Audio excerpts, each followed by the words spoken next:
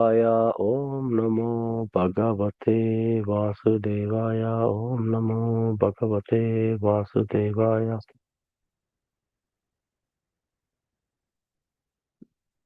So we're continuing the open secret. The proper process by which the holy name exhibits its full efficacy is to chant the right understanding, Sambandha Jnana. What is the right understanding of the Hare Krishna Mahamantra? This is again explained by Srila Prabhupada. The word Hara is the form of addressing the energy of the Lord. The words Krishna and Rama are the forms of addressing the Lord himself.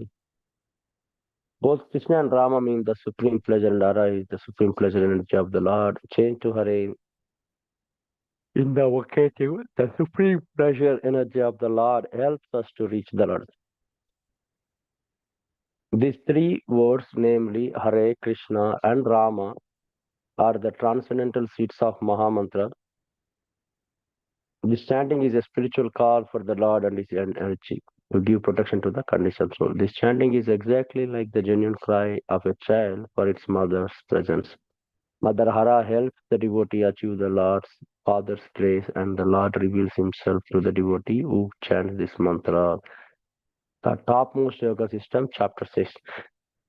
In a letter to disciple, Srila Prabhupada summed up the meaning of Hare Krishna Maha Mantra in a way which he often used in his lectures. He wrote, "O Hare, O Radharani, O Krishna, please engage me in your service so that I can get relief from service of Maya." This is from letter from August 7, 1969. Chanting aims at nothing less than a revelation of the Supreme Person himself.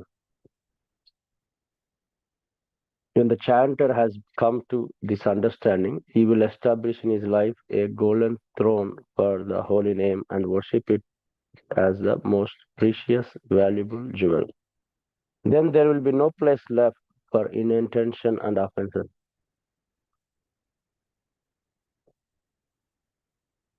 This esoteric point makes the chanting of Hare Krishna Mahamantra an open secret. It is open in sense of being accessible to everyone, but proper understanding is absolutely necessary to reach love of Radha and Krishna.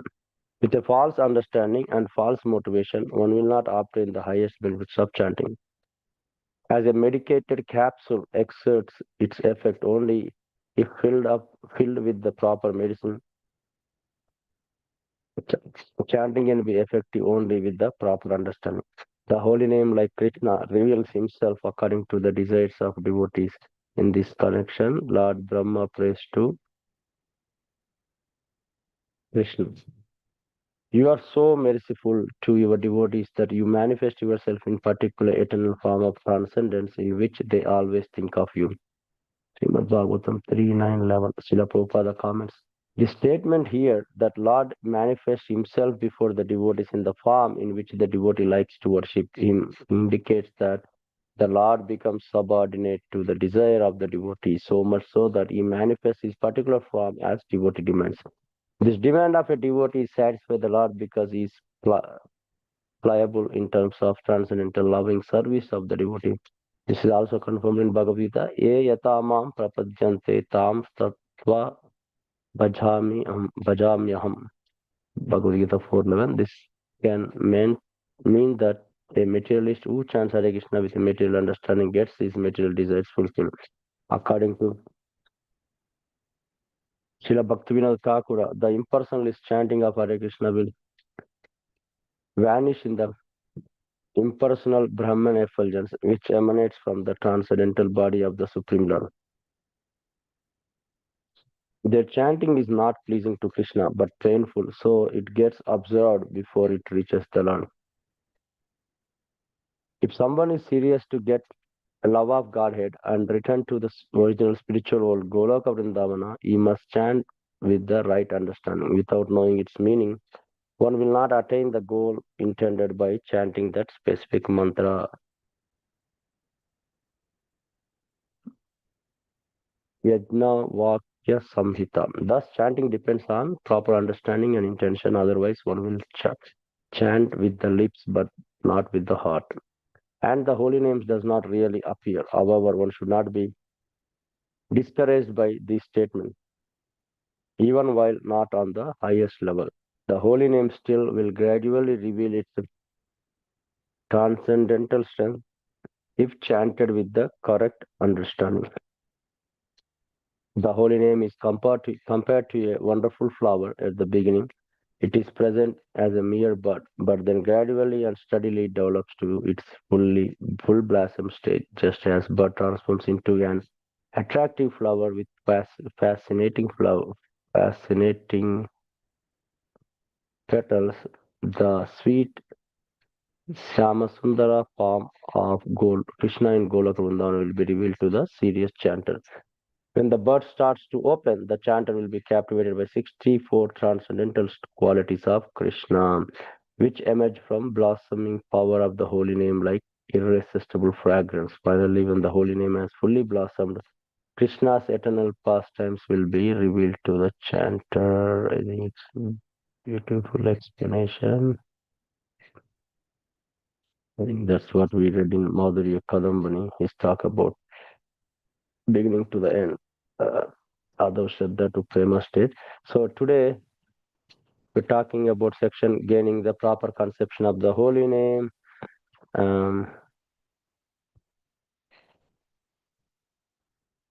so only when we do a proper chanting and follow the proper process, holy name exhibits its full efficacy and with the right understanding of Sambandha Jnana. And I think the Srila Prabhupada explained the meaning of Hare Krishna Mahamantra, I think, which we daily read uh, before starting the chanting. So, in summary, the meaning of uh, what Prabhupada mentioned, the meaning of Hare Krishna Mahamantra is that, Oh Hare, Oh Radharani, Oh Krishna, please engage me in your service so that I can get relief from the service of Maya. And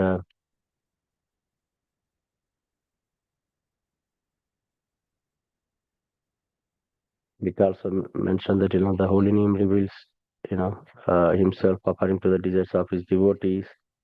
And